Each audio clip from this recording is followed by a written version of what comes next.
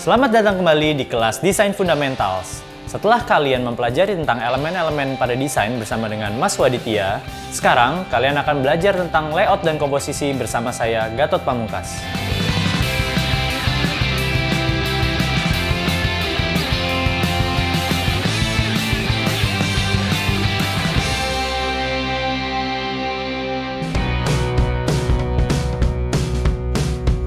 Masih ingatkah kalian dengan 7 elemen desain yang telah kalian pelajari di sesi sebelumnya? Sekedar pengingat, 7 elemen tersebut adalah garis, bidang, bentuk, tekstur, warna, tipografi, dan ruang. Tiap-tiap elemen tersebut perlu ditata sedemikian rupa agar terlihat lebih bagus dan mudah dipahami oleh audiens. Untuk membantu kita bagaimana menata elemen desain pada karya kita nantinya, kita perlu mempelajari tentang layout dan komposisi. Beberapa ada yang menyebutnya dengan prinsip-prinsip desain. Layout dan komposisi adalah unsur pembangun desain. Dengan layout dan komposisi, karya kita akan lebih terstruktur dan lebih mudah dipahami. Yang akan kita pelajari adalah balance atau keseimbangan, proximity atau proporsi, alignment, kontras, hierarki, dan repetisi. Untuk sesi ini, kita akan mempelajari 2 prinsip desain, yaitu balance dan proximity.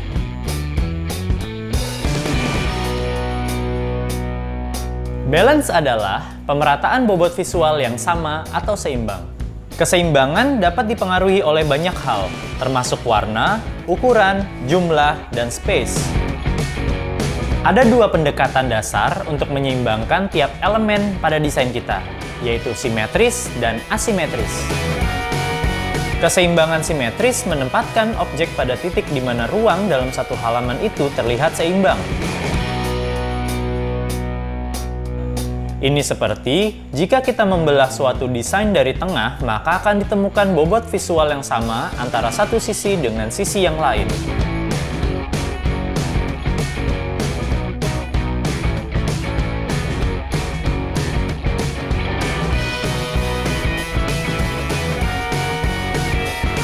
Keseimbangan asimetris menciptakan ilusi dari keseimbangan. Keseimbangan dalam contoh desain berikut tercipta dari bobot visual yang ditempatkan secara merata, yaitu logo perusahaan dan nama orang tersebut.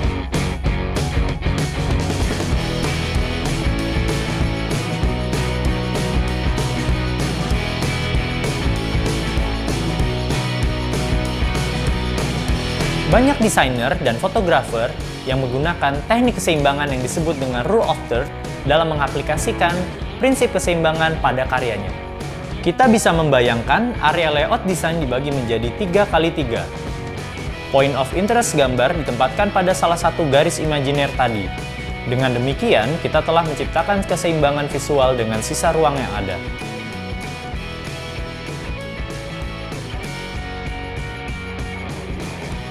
Teknik rule of third ini dapat membuat komposisi kita terlihat lebih menarik. Karena menurut penelitian, mata manusia secara alami mengikuti jalur ini ketika memindai desain.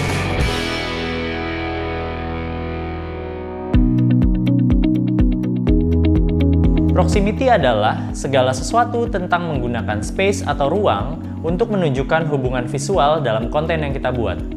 Pengertian sederhananya seperti ini. Ketika mendesain sesuatu, pastikan konten yang saling berkaitan dikelompokkan bersama. Proximity ini penting, karena proximity ini mendefinisikan cara pandang manusia. Kita secara tidak sadar melihat objek itu berdasarkan relasi atau hubungan. Agar lebih jelas, perhatikan kartu nama berikut. Bagian mana yang pertama kali kalian lihat? Mungkin bagian tengah, karena paling tebal. Setelah itu, lalu kalian lanjut lihat yang mana? Mayoritas pembaca akan melihat dari pojok kiri atas, lalu ke kanan. Ini dikarenakan kita selalu baca dari kiri ke kanan. Setelah selesai baca bagian yang terakhir, apa kalian berhenti melihat atau terus melihat setiap pojok? Takut ada yang belum kebaca. Apa mata kamu terhenti 5 kali saat hendak baca semuanya? Tentu saja, karena ada 5 konten terpisah di kartu nama. Bandingkan dengan kartu nama berikut.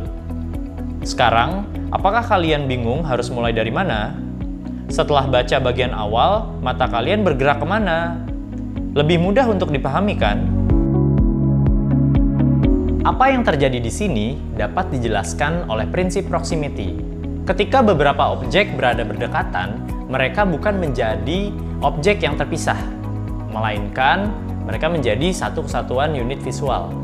Cara pengaplikasiannya cukup mudah, yaitu grup yang tidak terkait satu sama lain harus diberi jarak untuk menekankan kurangnya hubungan antar elemen secara visual.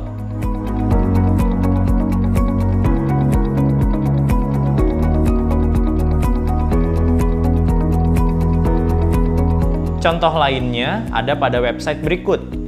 Navigasi pada website ini mudah dipahami oleh pengunjung, dikarenakan masing-masing artikel sudah dikelompokkan berdasarkan kategori utamanya. Tujuan utama dari prinsip proximity ini adalah membuat karya kalian terlihat lebih teratur dan mudah dipahami audiens.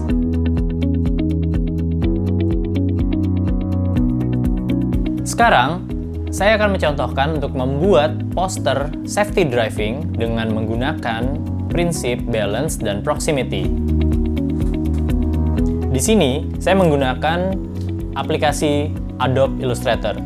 Jika teman-teman di rumah tidak memiliki Adobe Illustrator, teman-teman juga bisa menggunakan aplikasi lainnya yang sejenis yang bisa untuk menggabungkan gambar dan tulisan. Di sini saya sudah membuat kertas atau artboard yang berukuran A4. Di sini masih polos, belum ada gambar apapun yang saya buat. Agar terlihat tidak kosong, saya akan memberikan background-nya warna biru muda. Saya akan memasukkan objek yang pertama. Karena kita membahas tentang safety driving, saya akan memasukkan gambar motor. Orang sedang berkendara motor. Saya letakkan di tengah, tengah dari kertas. Selanjutnya, saya akan memberikan headline atau judul poster ini, yaitu aman berkendara saat hujan. Agar tidak terlihat kaku, tulisan dari headline poster ini akan saya buat melengkung. Agar lebih terlihat hidup, saya akan memberikan shape berbentuk awan yang mengikuti tulisan headline pada poster ini.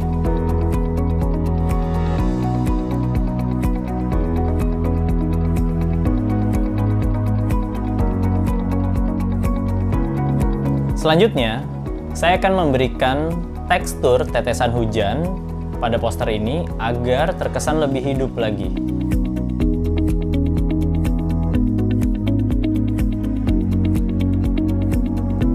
Selanjutnya, saya akan memasukkan detail info pada poster ini.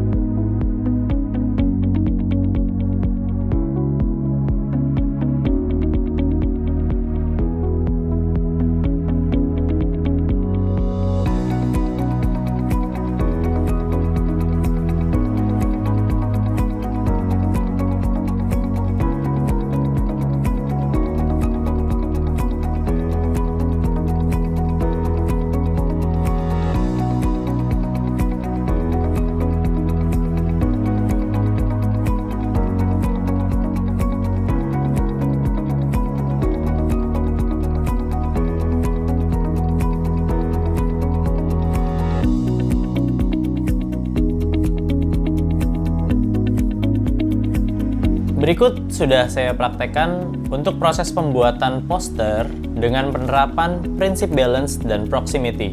Di sini bisa kita lihat, saya menerapkan prinsip balance pada poster ini dengan balance symmetry. Dan saya menerapkan prinsip proximity dengan pembagian headline dan objek utama orang sedang berkendara dengan motor itu pada bagian atas, sedangkan info detail pada poster ini saya kelompokkan di bagian bawah.